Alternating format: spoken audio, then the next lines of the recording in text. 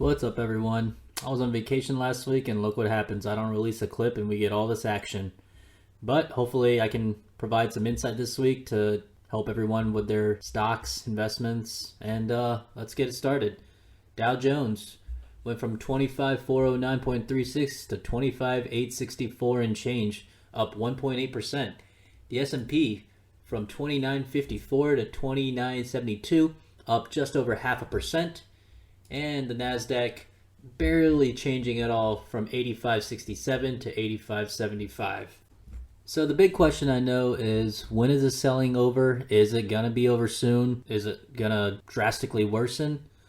Well, we're going to look historically at the sell-off in early 2018. As you can see by the red circle, we have a W formation forming here. Usually bottoms are formed by W's. We have a low, and then we go back to retest the low. This retest doesn't have to be the exact previous low. It just needs to be somewhere in the vicinity. It could be just like here, slightly higher. It could dip slightly lower. The recent sell-off was the fastest 10% drop in the history of the stock market. As you can see here, we could have a potential W forming, and this would, just like the drop, be the fastest W formation ever. Now, are we done yet? In my opinion, and I hate to say this because I really believe there are many stocks that should be bought right now, but I don't think we are over the coronavirus issue just yet, and here is why. So I have a chart here of the Kubler-Ross 5 stages of grief. I believe most of the coronavirus issue is more human psychology and human emotions rather than actual medical information and facts, and here is why. The first stage of grief is denial, basically not believing the facts. I think this is very similar to when we were told that there were only 11 cases of coronavirus in the country, and that by keeping flights from other countries from coming in and from quarantining those 11 cases, that we could keep the virus from spreading. This is almost impossible to track. I'm talking both the incoming of foreigners as well as everyone that the infected 11 had contacted. It's just impossible to track all that. The second stage is anger, basically, as you would think, anger and blame. So this is similar to people blaming the CDC and the WHO for not doing enough. A lot of people are blaming China for not controlling the virus quickly enough, or hiding it for months, if not longer. The third stage is bargaining, basically trying to delay action or trying to reduce the impact of the situation. I think we're currently experiencing this scenario right now. You see a lot of people hoarding stuff from Costco, stockpiling food and supplies, canceling travel, and we're about to hit the depression stage, in my opinion. The fear, sadness, hopelessness, loss of control. As you can see, a lot of people are starting to self-quarantine. They're getting bored because they're going to be in their house trying to avoid this zombie apocalypse known as coronavirus. And, we're going to see case counts rising every day because we're testing more people. And you have the media, of course, making this to be the biggest story of the year so far. And finally, the last stage is acceptance. Basically accepting that what's going to happen is going to happen, and living your life through what's going to happen. Maybe changing your life a little bit, but basically not trying to do any of the other things previously mentioned in the 4 stages. We'll see probably flights get rescheduled, people going back to their daily routines, coming out of the house.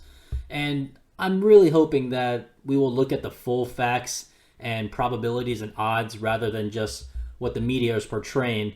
Because there's another bias known as the recency bias, where we think that something we just heard in the news or in the papers is everywhere and a lot more probable than the actual true odds.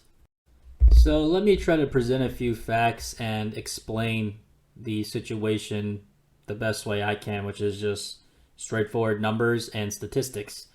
The current mortality rate is 3.4%. Mortality rate is calculated by death divided by total cases. Right now, we are being told that 3.4% is the mortality rate.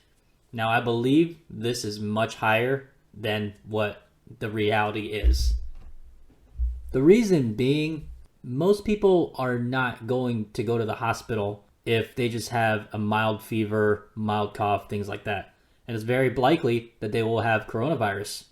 Also, From my personal experience recently speaking with several medical professionals that are actually good friends of mine, they've been telling me that due to the lack of test kits in the US, the only people we are testing are the ones with just very high fevers, very bad coughs. So the odds of our test coming back positive are very, very high. We aren't testing the people with just shallow coughs. We're talking like 2-degree fevers, things like that. It's not happening. We're testing the people that are way up over 100 with their temperature and that are just having multiple breathing issues. This is going to, I believe, manipulate the mortality rate to be much higher than it really is. Here's a couple of charts from Statista. As you can see, most of the prime age adults, I'm going to count that as everyone under 50, most people are going to recover from this virus. It's many of the elderly who we know have potentially chronic issues and past medical conditions that are really succumbing to this virus. Also, if you look at the distribution of cases by country, you'll see that most people, a large majority of people, recover from the virus. However, we never really report this in the media because, the media wants to be dramatic. They want viewership numbers. So they're only going to report, this many people dying today, even more people dying tomorrow to get everyone's attention. But in reality, as you can see, there is a huge number of recoveries, and I believe that, really needs to be reported much more often. If we get some interviews with coronavirus recoveries going out in the news, I really do think that this issue will be closer to the acceptance stage if we go back to Kubler-Ross. So we made some recommended trades in GM, Under Armour, GlaxoSmithKline, the first three recordings that I published. Obviously, Under Armour we were stopped out of. You probably were stopped out of GM as well.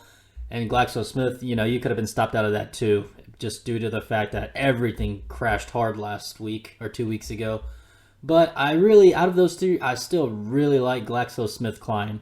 Despite the shock, it bounced almost right back. And currently, it's still at that resistance level or that support level, I should say, that we talked about. Now, what can we buy today? This trade was actually recommended on Options Action last Friday. As you can see, Chartmaster recommends buying Lockheed. He had a couple of numbers where he said the stock bounced at the 50% retracement level. I'm not seeing those exact numbers. I'm seeing the 50% retracement at $341 rather than the I believe 60-ish right now where the stock is at that he pointed out. But I definitely think that this $20 should not deter you from buying the stock immediately. If we have a huge downfall on Monday, tomorrow, from something else that happens, like the oil market's going like crazy, I think 341 all the way down to maybe 320 even, this stock is definitely worth buying. If you think about it, Lockheed makes a lot of planes and missiles, and those things really should not be affected by the virus because the main consumer is the government. We know that the government has no problem spending everyone's tax dollars. They have no problem overspending money that they don't have. And due to the fact that Lockheed gets most of its income from government contracts, I think that this stock has a big chance to rebound and is a great long-term play going forward. And to wrap things up with our fun news for the week, we're going back on the coronavirus topic, but this again shows really why you can't trust everything you see on the internet. There was a blogger who was bragging about how he used Tito's vodka to make hand sanitizer and it smelled pretty good. That Tito's could keep him coronavirus free and hammered at the same time, if you will. But Tito's did publish a statement saying that their vodka should not be used to create hand sanitizer. They cannot guarantee that it is a good product that can prevent you from getting the coronavirus, if you will. I think this is pretty self-explanatory stuff, but, people believe what they see on the internet. And again, just be careful what you see in the media about this virus. I really don't think it's as detrimental as the media wants you to believe it to be. Yeah, so hope you found this insightful. Again, leave me some comments about what I did good, what I didn't do so good, what you want to see me go over in future days. And have a good week, everyone. Stay safe, stay healthy,